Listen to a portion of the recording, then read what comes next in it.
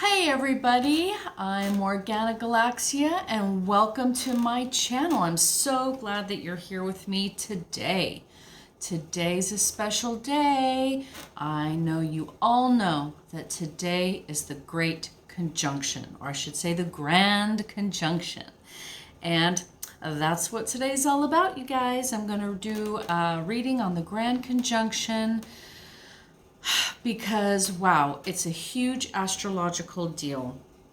So I know a lot of you guys already know this, but just in case you don't, today Jupiter and Saturn are becoming conjunct. They're going to be the closest that they have been in 400 years. They're going to be 0.1 degree apart on the astrological chart. So for all intents and purposes, bloop, the two planets are hand in hand, and together tonight they're going to cross into, according to Western astrology, together they're going to usher in, bring us into the age of Aquarius. Okay, so it's been 400 years since the two planets have been this close together. And I read it's actually been 800 years since this conjunction happened at night for people to see. And not only is it happening tonight, at night, tonight, as you know, is the winter solstice. This is the longest night of the year, and it ushers in the lengthening days. Okay, so it's bringing us into a new cycle, the solstice on its own, and then those two massive planets are joining hands to bring us all into the age of Aquarius, into the new age. You guys, this is a big deal, okay? We're crossing through the needle hole, okay? It's tonight. Tonight is the apex of all the energies that have been building all this time. Tonight, we're crossing through the portal, okay? We're going to come out the other side. And no, you're not going to see, reality is not going to change around us in an instant. It's not like Trump is going to disappear from the TV. But we've crossed through the needle, and everything after tonight, we're on the other side. We're on the upswing. We're in the light. We're making things better. So, I also feel, if those of you are familiar with the Kali Yuga, this would be the last throes, okay, of the Kali Yuga. Although there is a little difference in Western astrology and Vedic astrology regarding whether this is the start of Aquarius or not. But I'm going to leave that to someone else to have that discussion. So let's get into this grand conjunction. All right, so Jupiter and Saturn are the two master planets hand in hand, bringing us into a new era, Okay, so I'm just going to bring in my angels, guides, and friends to help me.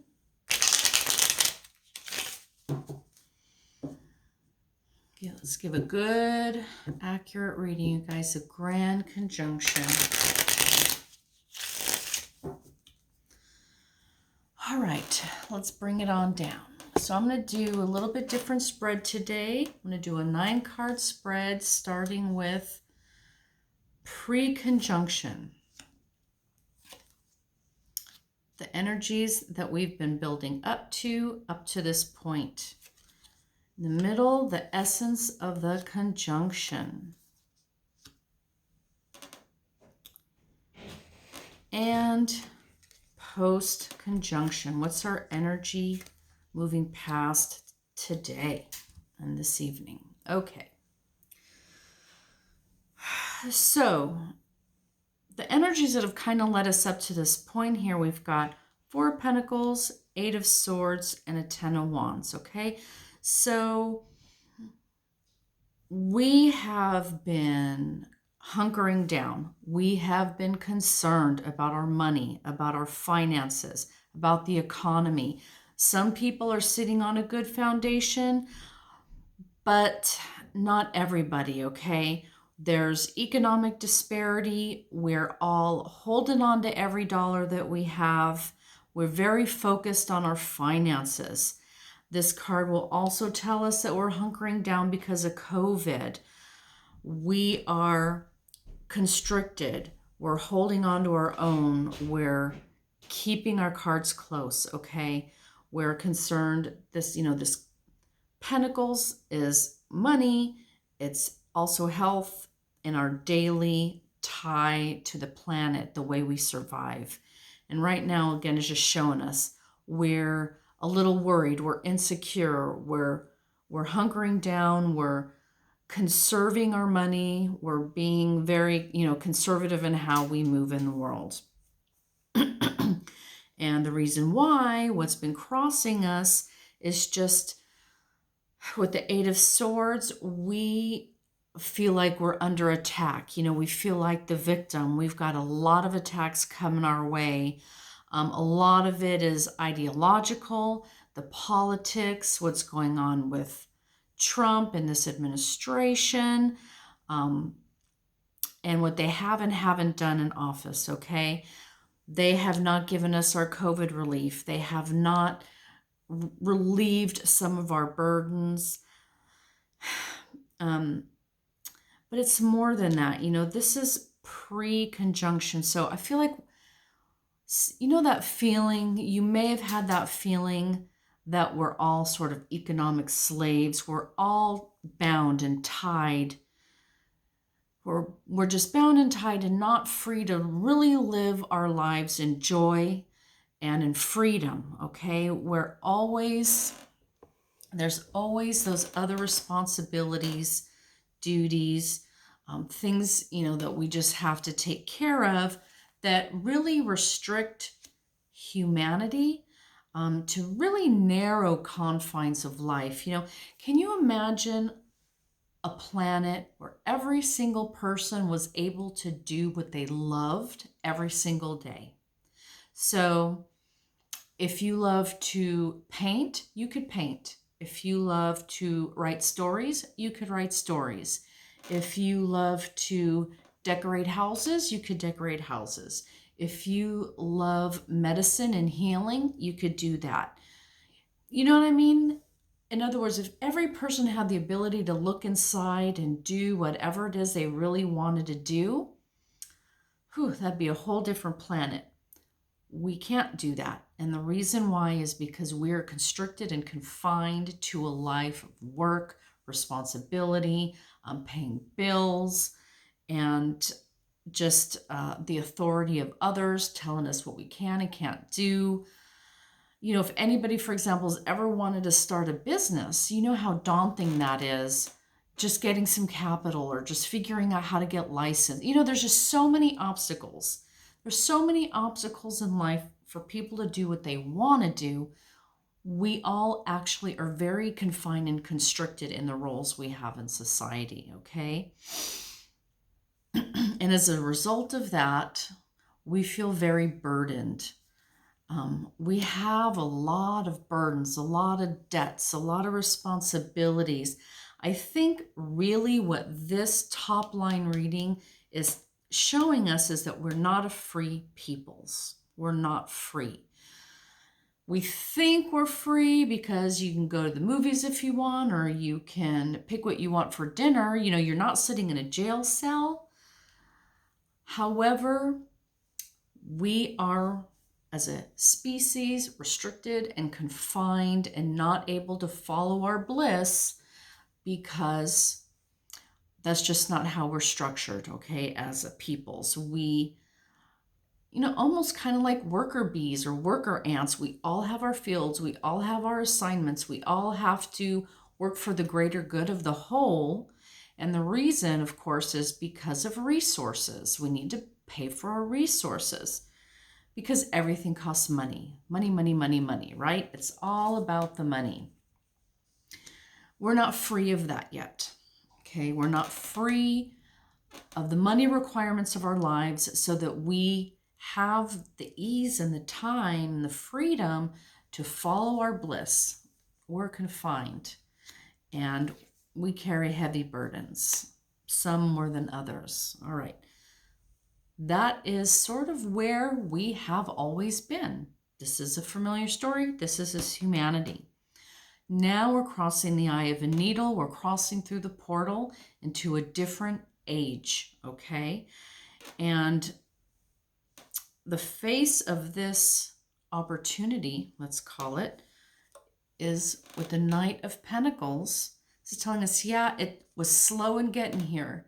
It took its sweet ass time and we've had to wait, but we're finally being brought an opportunity or a gift, okay, from our benefactor.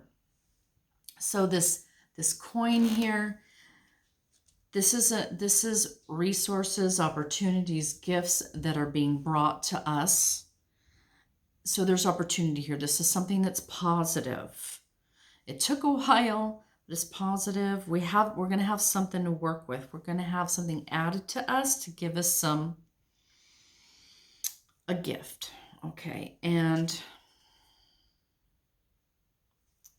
the energies that's going to be challenging this with the Lovers, I'm getting here is cooperation. Cooperation. So this card is telling us what we need to do is reunite together, find our partnerships, find our relationships, our commitments to our fellow humans, and work together. So, you know, there's a big dichotomy in the way we can live between competition and cooperation. A lot of people thought for a long time that humans were instinctively competitive animals. We fight, fight, fight for limited resources. Having limited resources will do that. But now we're learning essentially human beings, we're actually cooperative animals. We work together. We have the ability to feel compassion and empathy and do things for others solely for the act of doing good. Not everything has a selfish motive. That is part of our gift, okay? That is part of the love that humanity holds. Empathy, compassion, charity, kindness, those kind of virtues, we have them still. They are divine gifts from our prime creator, okay? This is part of the blessings of humanity that honestly have been quashed because of the way that we live. But that instinct, that thread is there in every single human being, and we need to find it and bring that to the fore. This is a challenge for us. And with the outcome, what is this, the Four? The Four of Swords, that is retreat, okay? It's retreat, taking a step back, getting out of the fray for a second, and going within and building your wisdom. It's sort of like the Hermit card, okay, where you would draw and you go internally and you figure out, what changes do I make? How do I need to alter my actions? You know, how do I need to adjust my strategy so you can re-enter in a better position? So this conjunction, from what I'm getting here, we're getting finally an opportunity. Okay, we're getting an opportunity to change how we live as a species. And it's pointing to our higher virtues, our better values. Increase your vibration, right? Become a more loving person. And retreat, rethink, redo. So this possibly has to do with how COVID, the whole coronavirus thing, ties in here. So, you know, I'm not going to make light, obviously, of the tragedy and the suffering around this pandemic. But, you know, looking at it from a spiritual perspective, everything has a pro and con, a light and dark, two sides of the coin. And the quarantining we're doing, the hunkering down in our homes, and everything that we've been doing to protect ourselves from this disease has had its opportunity. We have been given the opportunity like we've never had before to retreat from our working lives, retreat from our super busy social lives, retreat from all the networking and positioning and posturing that we do, retreat from all the money spending that we do and all the consuming of resources that we do, retreat from, using our cars and using the buses and using the trains. You all remember not long after COVID really got going and the quarantining really got going, how you heard about the stories of the dolphins coming back to Venice and the birds coming back here and there and animals coming back. Our stepping back and retreating has allowed the earth to heal a bit, okay? It's allowed the earth to heal a bit. That was an incredible opportunity that we don't quite yet fully understand or grasp or have really understood. But unfortunately, there are so many who are fighting to survive and struggling. And of course, the illness is there. And there's a lot of people who aren't feeling the positive benefits of this retreat. But nevertheless, it's there. Okay, it's there. Families have been spending more time together. We've been learning about our children because they're home now. Spouses are spending more time together. Communities are beginning to rely on each other. Just there's so many things that have happened that have been a blessing. And as horrible as this is, we can look to a few of those silver linings, okay? So again, I don't want to minimize COVID for anybody suffering. I'm not trying to do that at all. I'm merely pointing to the fact that the retreat that has been imposed on all of us can be used productively, okay? And it has become part of communities bonding together, us knowing our neighbors, us relying on each other. These virtues I'm talking about. It's allowed some of that to come and grow, okay? So I'm just taking a quick peek, make sure I'm not missing any messages here. Okay. So post Grand Conjunction, where are we going to move into in the future? Okay. So here we have the Eight of Pentacles. So, this is going back to work. Lots of people are going to be going back to work. That's great. We do need the economy to come up and running again. As the vaccine gets rolled out and restrictions start loosening, we'll all be able to go back to work.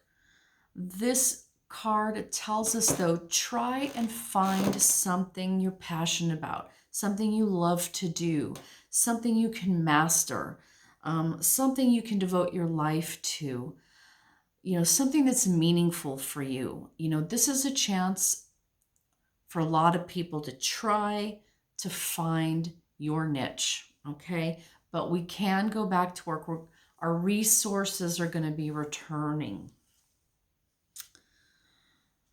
So what's challenging us with the Star is this card's reminding us to have hope and optimism, have love, have a vision. We've all heard that saying, you have to see it in order to have it. You need to see it in order to be it. This is manifestation. This is magical manifestation. If you want something, you have to go through the process of thinking it, okay? And then you speak it, and then you do it. It's a sort of 3-step process. to manifest. You think it, you speak it, you do it.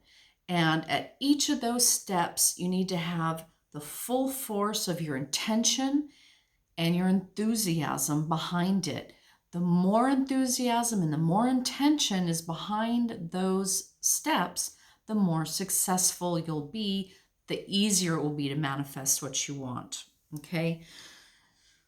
And that is the power of positive thinking, everybody. And that is what this card is all about. Positivity, positive thinking, vision, creativity, hope, optimism. The star is shining on you. You can do whatever you want. You have the power to create. But that is done successfully with our better virtues. Hope, optimism, love, cooperation, so forth. The outcome, interesting, with the Hanged Man. The Hanged Man. So this is post-Grand Conjunction. We're going to find ourselves in a self-imposed holding pattern, rethinking things. So it's very interesting that this Hanged Man is coming up under the Retreat card. Okay, that's a very similar energy that you're pulling back. This is very much a self-imposed pullback, a self-imposed retreat, so you can see things from a different perspective.